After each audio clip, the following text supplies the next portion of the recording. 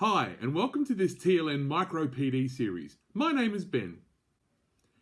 This series is designed to provide educators with skills using various digital tools.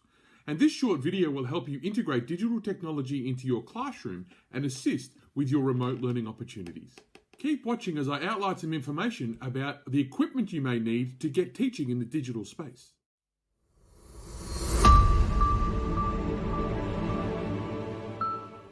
Equipment you might need to get yourself working in the digital space. What are we going to cover in this video? A summary of the equipment that you will need to present your classes in the online space. How to get the equipment working together so you can start streaming your classes. And then where to next. Part 1. Equipment. In part 1 of this video, we are going to have a brief discussion around the different types of equipment that you will need to get yourself working in the digital space. We will cover devices, an internet connection, webcams, headphones, and a platform to run your sessions from. Devices. There are many different devices that you can use to present or teach in the digital space. Desktop computers are very powerful tools, and while they are a device that generally needs to be left in one spot, like on a desk or in an office or study, their processors can be stronger and faster than some other devices, and that is why they are popular tools for people to use when hosting or presenting classes or presentations online. Laptops are a very popular computing device in the modern world. Generally not as powerful as their desktop counterparts, their flexibility and portability makes them a very good and very popular tool to use. Laptops are more than powerful enough to run your standard streaming programs and can be very effective and powerful presentation tools. But just make sure that you have a full battery or you plug your laptop into a power source when you are presenting, as there is nothing worse than the stress of a low battery warning when you're in the middle of a presentation. Tablets have become extremely popular in recent future, and with the fact that they are extremely affordable, portable and powerful, people are opting to use these in place of the traditional computer or laptop option. While there is no issue with this, before you settle on using a tablet as your prime tool for streaming your classes or presentations, check its compatibility and functionality for yourself as the presenter to ensure that it does everything that you want it to do. Like a laptop, just make sure that you either have full battery charge or that you connect to power when presenting.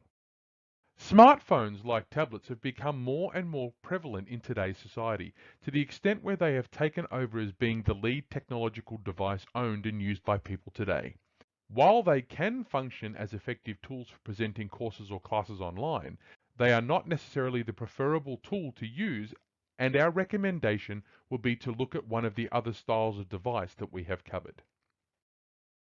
While people may tell you one brand is better than another, and while that can be true in some instances with regards to processor strength, hard drive size, RAM and the like, it is important that you find a tool that suits your needs, your budget, and is one that you like the feel of, because it's going to be the tool that you use in your work. Internet connection.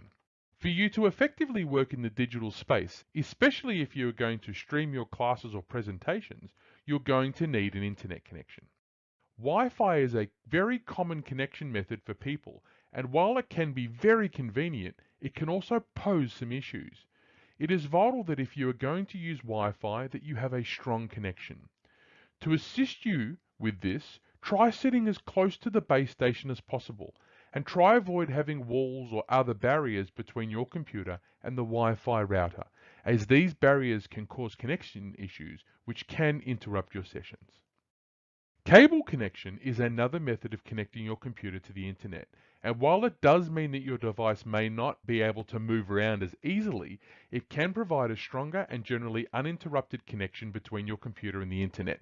Cable connection occurs through an Ethernet cable, and they are commonly blue in color. Regardless of the connection type that you use, it can be good practice to stop any active downloads or uploads on your computer while you are presenting a session. Ask anyone in your home who may be streaming content from the internet to stop so that you can have an uninterrupted connection to the internet, and turn off your email and social media notifications so that you are not distracted. Having a seamless connection to the internet and reducing any distractions will ensure that you not only create the best presentation that you possibly can, but you reduce the possibilities of technical issues that may prevent the students from getting the most out of the session. Webcams. There are a variety of different webcams that you can use to stream yourself and your presentations. Freestanding webcams are exactly as their name suggests. They stand on their own. Generally with a base plate of some sort, they can be an effective way of streaming activities that are happening in a room. Clip-ons are generally smaller webcams than their freestanding counterparts, and as their name suggests, they clip onto the top of the laptop or desktop screen.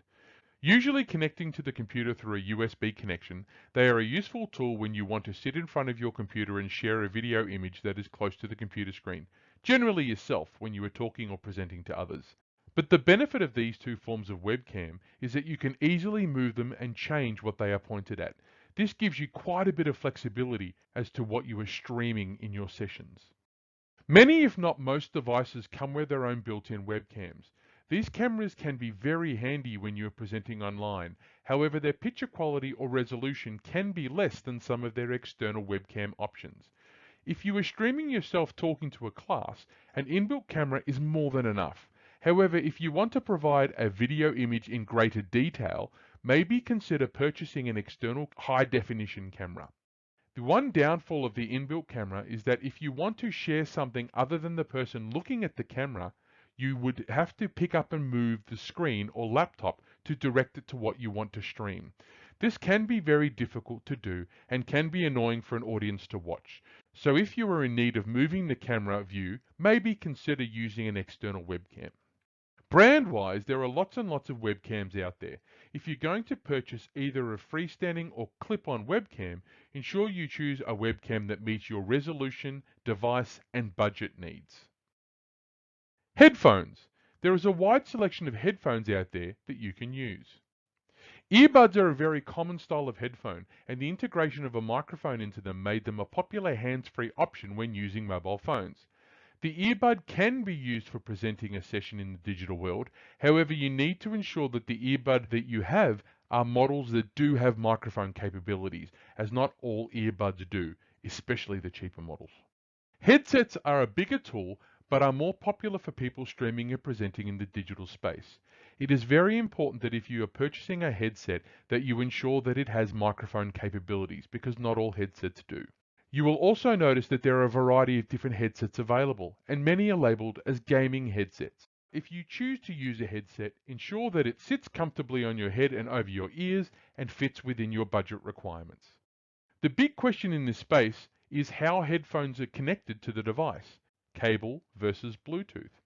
While Bluetooth is a fantastic tool which removes the need for a cable between your device and your ears, there can be the possibility that the headphones may disconnect during your session or even run out of battery, and this can cause a lot of stress to the presenter and the participants in the session.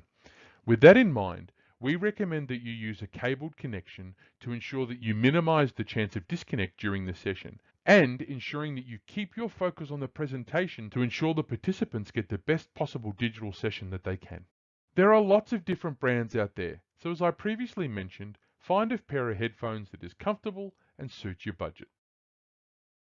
Platforms. If you are considering streaming your classes online, there are many different platforms out there that you can access and use to share your presentations. These are just a few. But while I'm not going to talk about the ins and outs of each platform, nor am I going to recommend one over the other, I am going to give you some points to consider when you are choosing which platform you are going to use to stream your sessions. Cost. Is there a cost associated with using the platform, and does it fit into your budget? Capability and function. Does the platform have the elements that you want or need for your session to run as you want it to? Can the platform function as you want it to so that your students get the most out of the session? Access and connectivity. How easy is it to access for you as the presenter and the students as the learners? Licensing. Do you need a license to use the platform? Do the students need a license to access your sessions? User experience. What does it look like and feel like from the user's side of the session? Does this provide the learning environment that you want for your lessons? Use these points to help you choose the right platform for your lessons and sessions that you're running. Part 2. We will now provide you with 6 simple steps that you can follow to get yourself presenting in the digital space. Step 1. Connect your device to the internet and think about the connection type. Are you going to use Wi-Fi or a cable connection? Step 2. Download and install on your computer the platform that you are going to use to stream your sessions.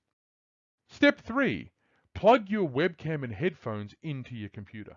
Step 4. Complete any install requirements for your webcam and/or speakers. But while most devices use plug-and-play capability, which means that you don't need to install any software to get them running on your computer, some devices do require you to install a program called a driver for them to work. Usually, if there is a need to install any programs or drivers with these pieces of equipment, there will be an instruction on the box or packet. Test your system. Open up your platform, configure it so that your sound is being picked up by your microphone and your headset is playing back sound. Also ensure that your camera is working and creating a nice image in the platform. Step 6. Go!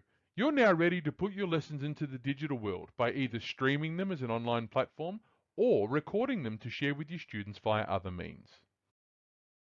So where to now? I suggest that you spend some time looking at the tools you already have and researching the tools that you may need to get yourself teaching in the digital space. Once you have obtained the equipment, have connected it to your computer and tested it, go and start sharing your knowledge with your students through the wonderful world that is digital learning. Also, keep an eye out for other videos from the TLN that will assist you with your journey into teaching in the digital space. Thank you for taking the time to watch this Micro PD with the TLN. This is part of an on-demand course.